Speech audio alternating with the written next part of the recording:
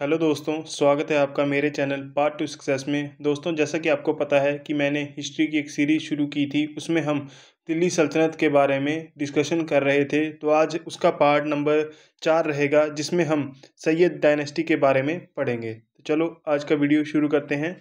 तो जैसा कि यहाँ पे बताया गया है कि सैयद डायनेस्टी, जिसका टाइम पीरियड है 1414 से लेके 1451 CE तक। ठीक है, तो चलो शुरू करते हैं आज का लेक्चर।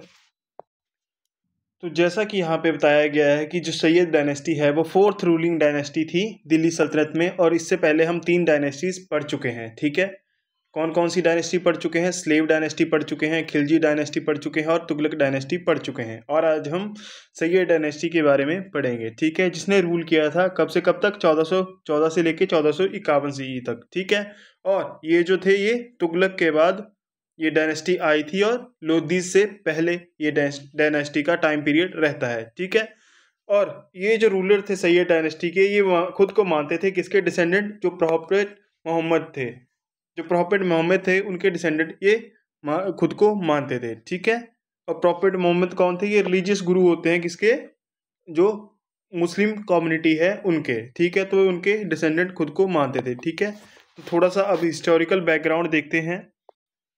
तो जैसे ही तैमूर जो है वो इन्वेड करता है, वो आक्रमण करता है कहाँ पे? इंडिया में। कब? 1398 में। ये क्वेश्चन बहुत बार पूछा गया है कि तैमूर ने भारत पे आक्रमण कब किया है? 1398 में। तो ये वेरी इंपॉर्टेंट पॉइंट है।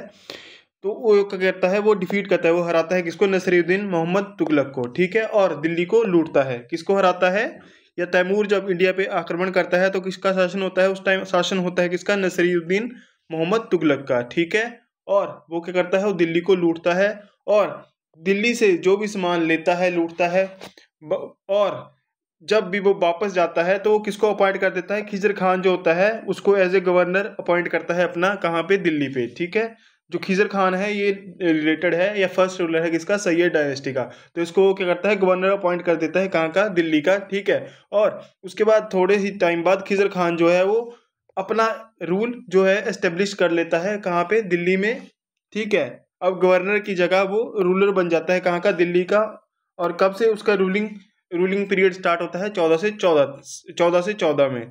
ठीक है, और ये जो है फाउंडेशन रखता है किसकी? सैयद डायनेस्टी की। तो कौन है फाउंडर सैयद डायनेस्टी का? खिजर खान। खिजर खान जो है वो फाउंडर था किसका? सैयद डायनेस्टी का। और ये गवर्नर था किसका? ये था तैमूर लंग का, जिसने आक्रमण किया था 1398 में। ठीक है, और जब तैमूर लंग ने आक्रमण किया था तो उस टाइम रूलर कौन था? उस टाइम रूलर था मोहम्मद तुगलक या मोहम्मद बिन तुगलक। ठीक है, जब उसने दिल्ली को लूटा था। तो ये कुछ इंपॉर्टेंट पॉइंट थे, आई होप आपको समझ आ रहा होगा।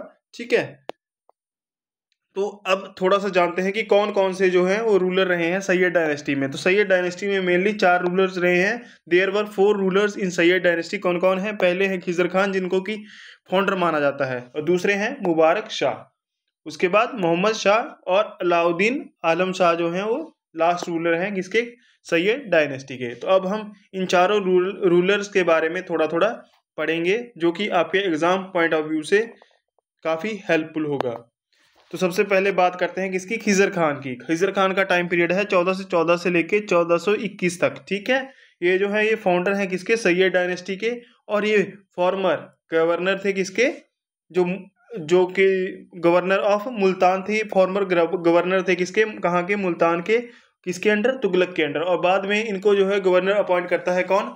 तैमूर लंग। कहाँ का? दिल्ली का। ठीक है, जैसे कि यहाँ पे लिखा गया appointed by Timur as his vassal ruler in India. ठीक है, कि ये अपने स्थान पे अपना रिप्रेजेंटेटिव के तौर पे इसको दिल्ली का रूलर या गवर्नर अपॉइंट करता है। ठीक है, ये कैप्चर करता है दिल्ली को कब? 1414 में। और ruled in the name of Timur successor. तो ये रूल करता है दिल्ली पे as a successor of Timur Lang, जिसने आक्रमण किया था 1398 में।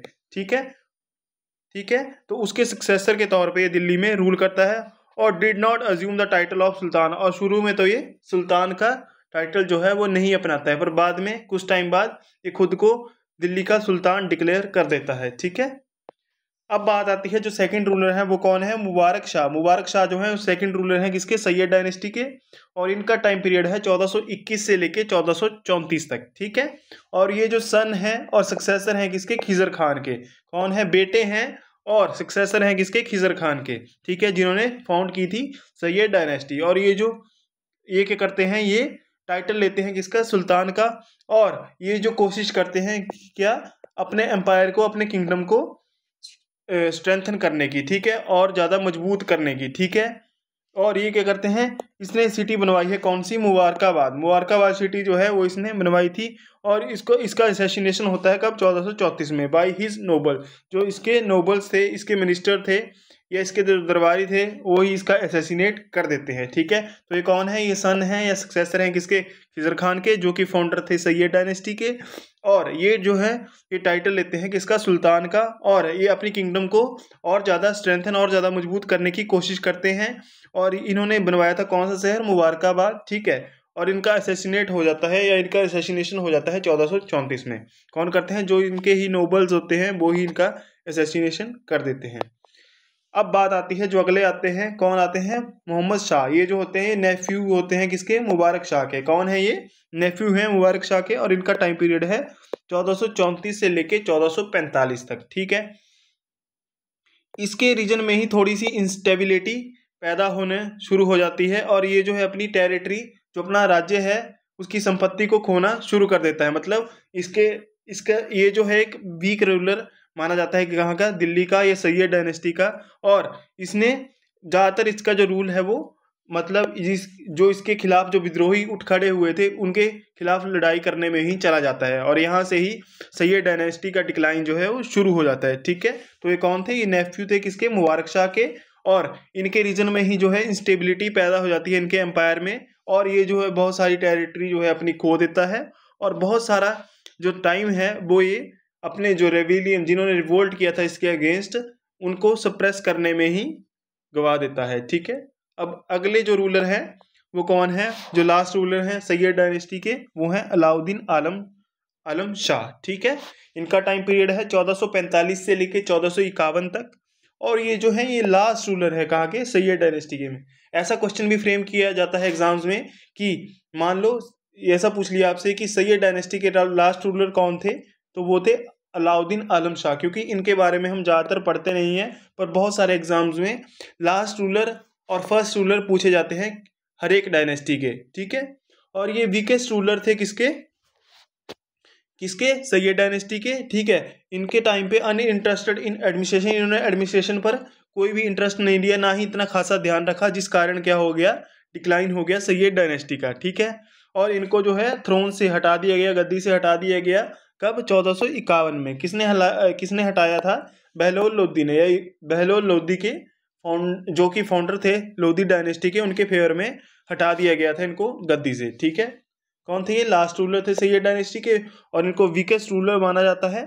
और इन्होंने एडमिनिस्ट्रेशन की तरफ कुछ भी ध्यान नहीं दिया, जिस कारण इनको क्या होता है कि ये थ्रोन से या राजगद्दी से हटा दिया जाता है इनको कब, 1451 में, ठीक है। और इनको जो है वो गद्दी छोड़ने के लिए विवश कर देते हैं किसके लिए, बहलोल लोदी को फिर नया सुल्तान बनाया जाता है। और ये डिफीट करते हैं लास्ट रूलर को, अलाउद्दीन आलम शाह को। और लोदी डायनेस्टी की फाउंडेशन रखते हैं, कौन रखते हैं, बहलोल लोदी। अब थोड़ा सा एडमिनिस्ट्रेशन और गवर्नेंस देखते हैं सैयद डायनेस्टी की, ठीक है।